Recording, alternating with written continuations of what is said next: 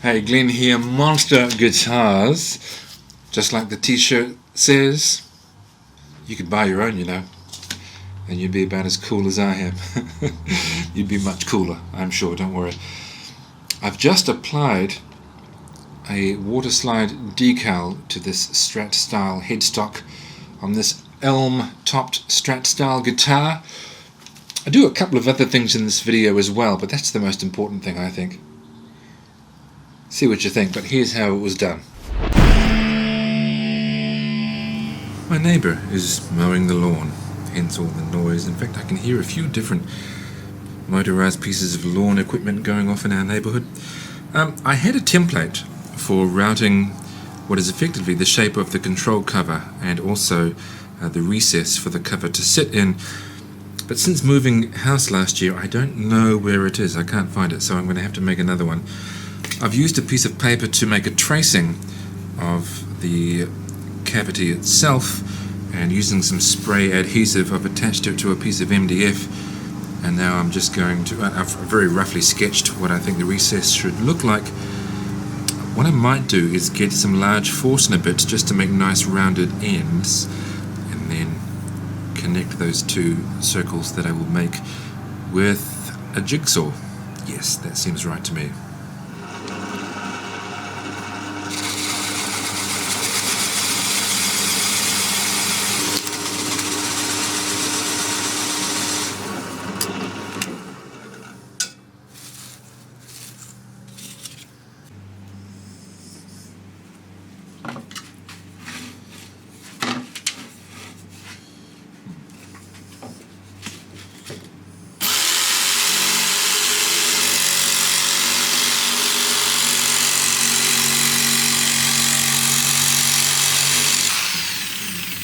So I actually cut just slightly around that larger circle, which meant that the Forstner bit was redundant, but never mind.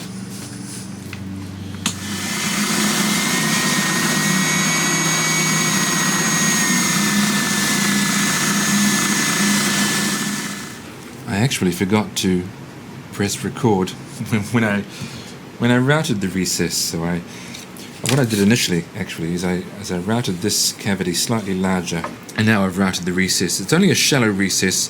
In fact, all of the covers that I've made, I think, have been wood, so they're relatively thick. I've only done a very shallow recess this time because it's going to be a plastic pick guard cover. Would it be easier to cut out this template for the cover on the bandsaw? Yes, I think it would, but not everyone has a bandsaw. I do, but I'm trying to be relatable. Plug the jigsaw in.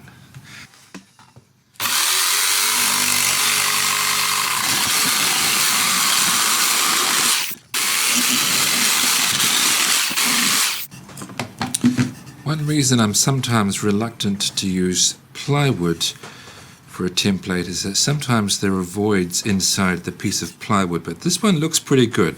So I'll just sand it to its final shape now. Okay, tiniest little bit of wiggle room, but that's okay. I'm happy enough with that fit. Right, so this is a relatively small object. What I can do is cut out the piece of plastic, put it on there, and then put this on a routed table and route it to shape. But handling small objects near a spinning router bit on a table can be pretty sketchy and dangerous, so I'm going to take a different approach. So I've got a piece of scrap plywood to protect the bench, and what I'm going to do is use my trim router with a pattern bit.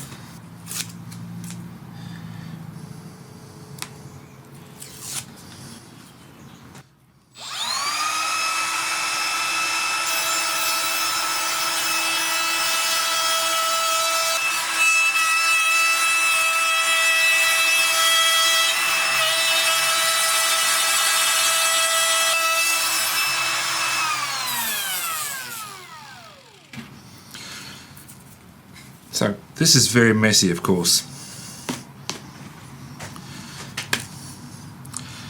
And there we are.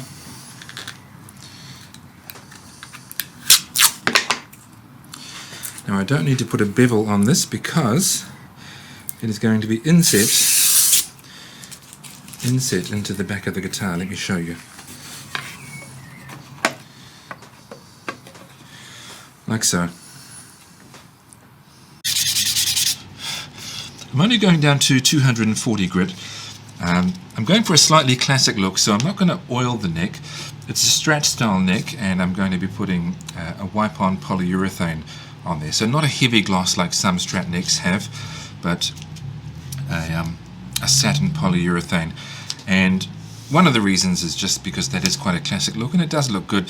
The other reason is that I'm going to be applying a waterslide decal with my logo on it, and you can't do that so much, well, you can't really do it at all with an oil finish. You need some kind of lacquer, some kind of varnish, and so that's what I'll be doing. Satin polyurethane, oil based, which will darken it. It is a nice color. Nothing wrong with water based, but I'm going oil. I'm going to thin it down with some mineral spirits, also known as white spirits. That helps it to go on super smooth and dry more quickly. I have taped off the top part of the binding. When I say top, I mean the part of the binding at the fretboard. And I guess I am wiping it on very much like an oil finish. It is very thin. So the neck has 5 coats on it now, and it's shiny, but it's not super shiny. There are some little imperfections in the application, perhaps a few pieces of dust. Even though I'm not going to try and get this glossy, I am going to give this a mild abrasion and polish. I've applied a couple of coats of wipe-on polyurethane to the face of the headstock before I put the waterslide on, and the reason I did that is, as I mentioned earlier, the oil-based polyurethane does colour and darken the wood. If I put the waterslide on first and then just put all the varnish on top, the waterslide would prevent the polyurethane from getting onto the wood, and so you'd have this pale patch under the waterslide, which would not look very good. Now, I made my own waterslide decal. I did that by getting a piece of, and this is rather dusty at the moment, getting a piece of decal paper, printing on it with my inkjet printer, and then spraying over that with some clear acrylic, and then cutting this out carefully. So effectively now I've printed onto the plastic and then protected the ink with acrylic, which is kind of like putting a layer of plastic over the top of the ink. And to separate the decal from the backing paper, you just drop it into some water. It doesn't take long to come loose. And if you haven't done this before, it pays to print out a number of them, because you might mess this up. I've done a few of these and I still mess it up sometimes. Is that loose enough yet? No, not quite. Right, that should be long enough.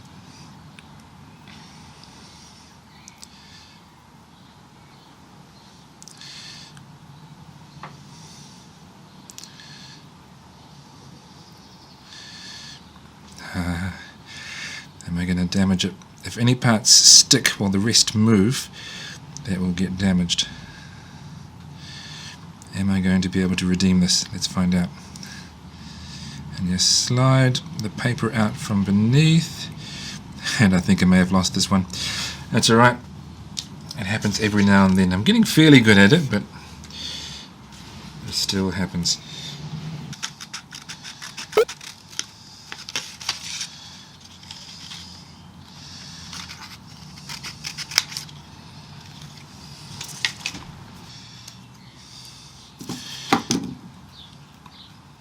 Try again.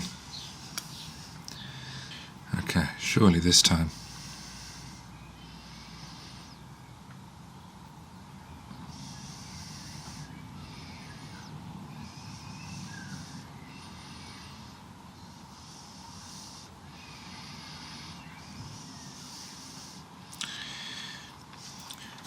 just about coming away.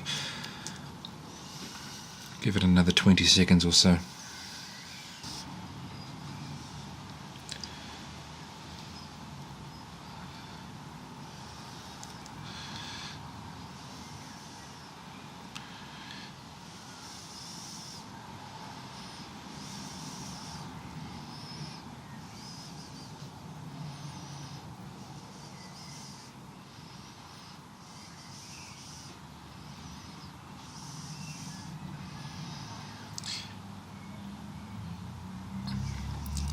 Okay, there's a teensy little bit of damage on there, but you won't really notice.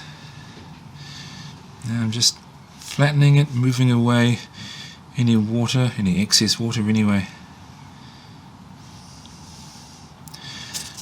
Right, that has gone pretty well.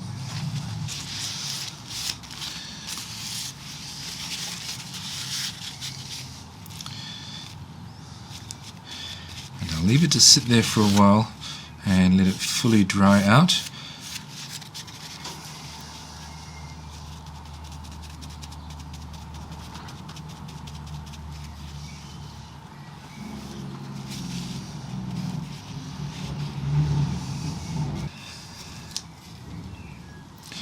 And I think that looks pretty cool.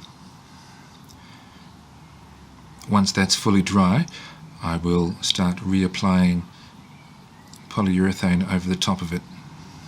Now, it wouldn't be smart to try to wipe on the polyurethane over that decal because you might damage it. So I'm still trying to get it fairly thin, but I'm using this foam brush, which in principle gives and in practice, why am I saying in principle? Which in practice gives a reasonably nice smooth finish. And now it's just going to be a matter of applying several coats over top of that as they dry. So there are 2 coats over the top of that decal. Now you can slightly see the raised area where the decal is sitting. That's not the end of the world. You look at some vintage fenders and you can see that as well. But I will apply one more.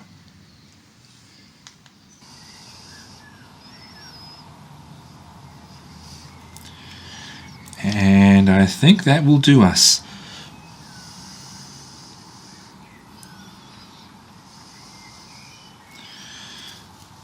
Yep. So that's it. That's just a couple of miscellaneous tasks, but my interest, my focus, maybe your interest as well, has been on applying the decal to the headstock.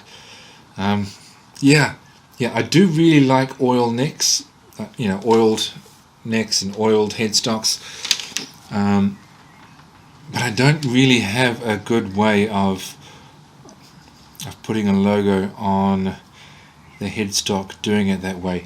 There are ways of doing it. A laser engraver, for example, would be a really effective way of doing that, but I don't have one.